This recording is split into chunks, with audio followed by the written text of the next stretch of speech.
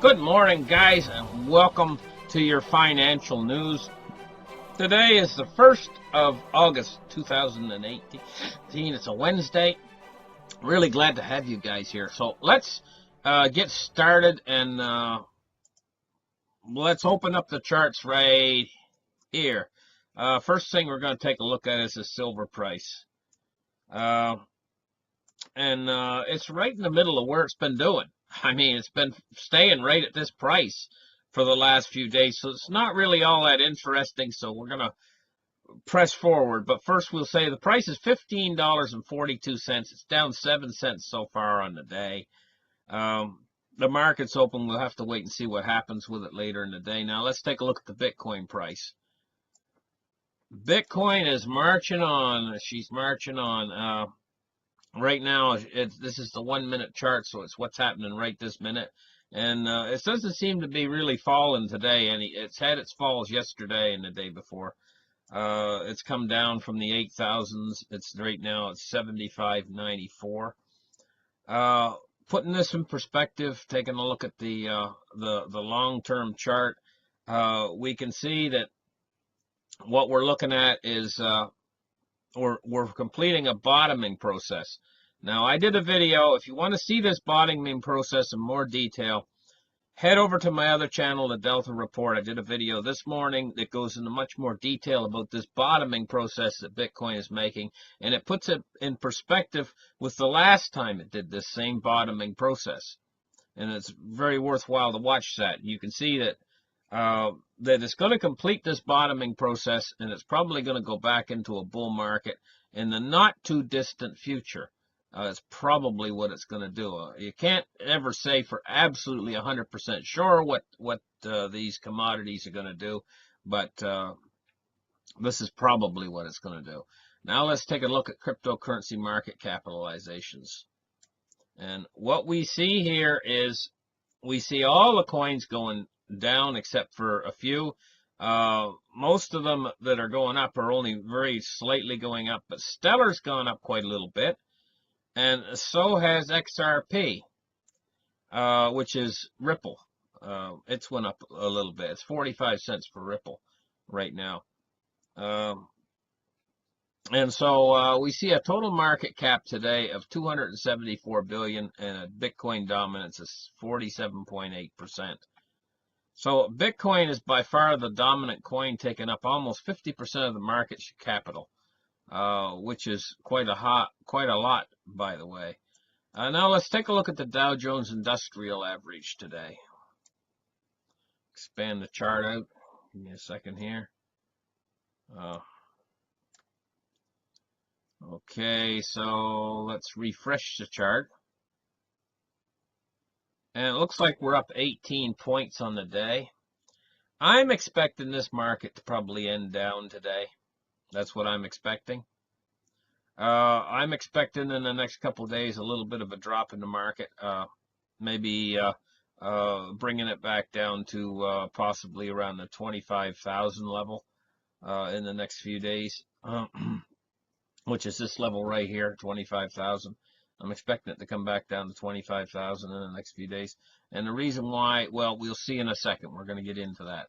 Now, oil price is down $1 today, which is quite a big drop, 1.59% for sweet light crude. Again, it was touching $70, and now it's come back down to 67. It seems like powerful players out there are wanting to keep the price between $65 and $70. Enough said. Now let's move on to bonds and rates for the day. We're finally seeing these bond yields starting to climb and rise. I've been waiting for this to happen for a long time. I knew it was in the works. It was coming. We're back over 3% on the U.S. 10-year. I think that now we're in the driver's seat now, and I think she's going to continue to climb. But this time I think she's going to climb past the 3.1%. I think she's on her way, finally on her way. So now let's take a look at the U.S. dollar index. 94.59% on the day. And this has been staying pretty much where it's been staying for the last few days. It's been staying in around 90, probably, let's say 94 to 95.5, something like that. It's been staying in that range. Mostly around 94.5. I mean, it's not a lot to say about that either. Now let's talk about a story that's going on here in Ontario, because it's pertinent. Um, the Ontario government was going to put in a pilot program for a basic income for all people, and they were already running the pilot program, trying it out. But what we got one person who's, I guess, shoved herself in the way of this pilot program and ended it. Lisa McLeod, Minister of Children and Community and Social Services, said that she's canceling the 3-year pilot project.